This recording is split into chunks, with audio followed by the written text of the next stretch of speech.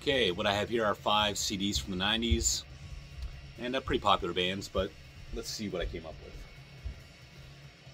Here we have Anthrax, Sound of White Noise.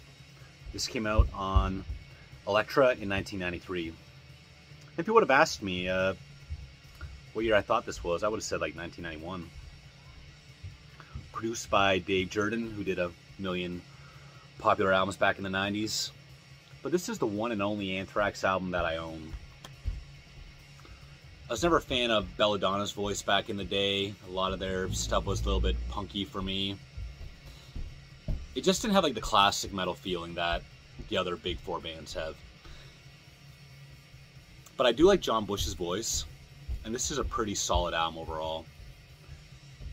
Once again, I'm gonna name drop a couple popular songs: Black Lodge and Only. I just think those are the 2 best on here. 1993, Black Lodge. It must be a Twin Peaks reference. The one after this, Stomp 442, I heard that, I thought it was solid. And then the one after that, 8, The Threat Is Real. I only heard a couple songs, but I was actually pretty impressed by what I heard. Even still, I've never really gotten into Anthrax all that much, but this is still an 8.5 out of 10 album, I think. Next up, King Diamond, Voodoo. This was from 1998 on Metal Blade. Prior to this album,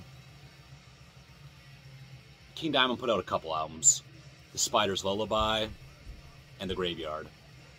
And both those albums, I think, were a disappointment to both fans and critics alike. And even if there are good songs on that, even I find myself kind of biased.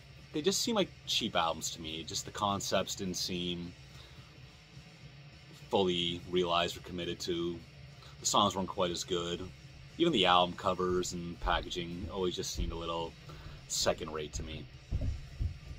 But this album was thought of as a big return to form. And as the years have gone on, I think people have taken a little bit of a step back. I don't think people talk about this one all that much. But I'm going to give this a 7.5 out of 10. I thought it was pretty cool. And King Diamond, I saw him live only one time, but that was a top 10 gig for me. That was probably about 8-9 years ago now, and that was the last time he came through town. When I was younger, I used to love the King Diamond concept albums.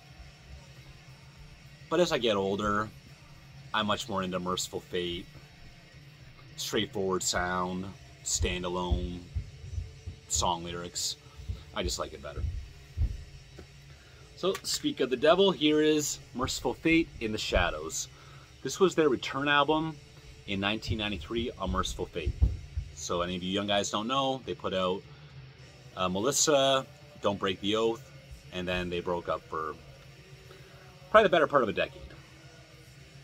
And this album does not measure up to those two, but it's still great. My favorite songs are The Bell Witch, Egypt,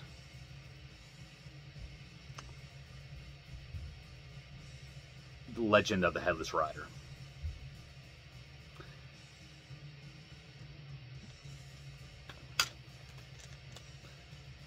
What is my favorite King Diamond album, though?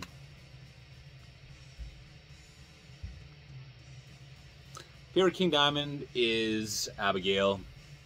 I know, an obvious pick. And my favorite Merciful Fate is Melissa.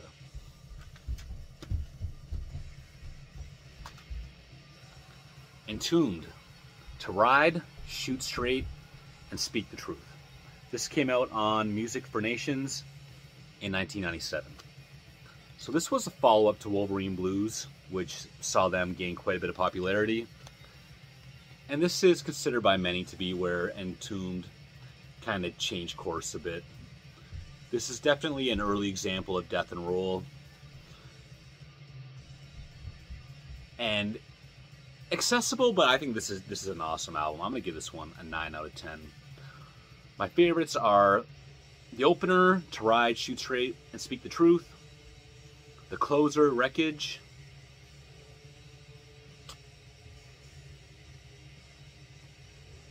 And let's go with Lights Out, number 3. And if they stayed with this style and even commercialized a little bit more than this, I would have been okay with it. But the follow-up album, I guess just a year later in 1998, is the same difference. And this is when the fans really got pissed. This is not even like a Kiss style death metal album. It's just very 90s, very flannel shirt. This album, I told myself for years, is not that bad.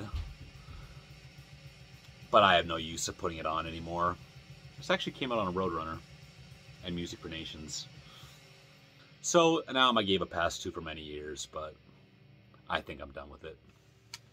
Soon after, Entombed would rediscover their roots a bit, but I never really gave them a serious listen after this album. Not saying they're bad albums, I just never really gave them a chance, and I just assumed the magic of the past was gone and there's new hungry bands to check out. And I never even saw Entombed live after all these years. But besides the point, that's it for today. Thank you for watching.